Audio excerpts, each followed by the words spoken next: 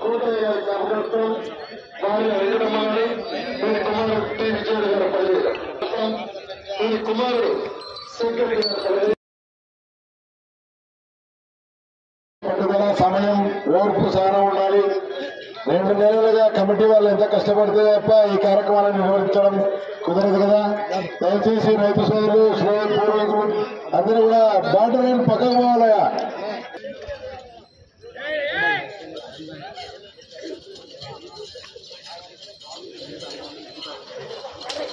బాలు 7వ నెంబర్ అండి.